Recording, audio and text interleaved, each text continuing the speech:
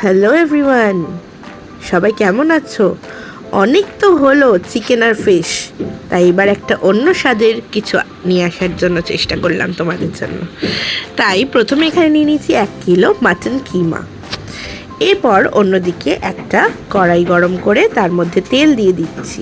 তেলটা গরম হতেই আমরা তেলের মধ্যে আগে থেকে কেটে রাখা বেশ খানিকটা আলু দিয়ে একটু ভাজা ভাজা করে নেব।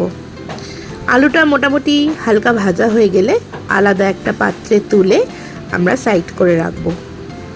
এরপরে ওই কড়াইতেই ওই তেলের মধ্যে আরেকটু সর্ষের তেল অ্যাড করে তার মধ্যে আমরা তেজপাতা ফোড়ন দেব আর দিয়ে দেব কেটে রাখা পেঁয়াজ কুচি।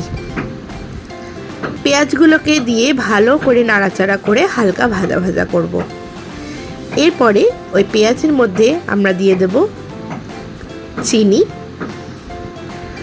স্বাদ মতন লবণ দিয়ে আবার একটু নাড়াচাড়া করে নেব। আর তারপরে দিয়ে দেব টমেটো কুচি, সাথে দেব আদা বাটা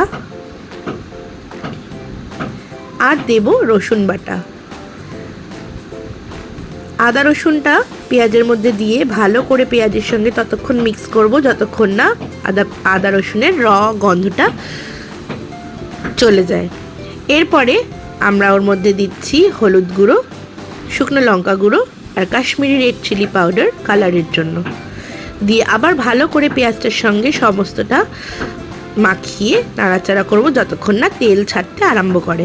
এখানে আমার পেঁয়াজ থেকে তেল ছাড়তে আরম্ভ করলো, আর সেরম টাইমে আমরা পুরো কিমাটা দিয়ে ভালো করে এপিটোপিট করে পেঁয়াজের সঙ্গে মাখিয়ে নিচ্ছি এবং তারপরে একটা ঢাকা চাপা দিয়ে দিচ্ছি যাতে কিমাটা সেদ্ধ হতে শুরু হয়।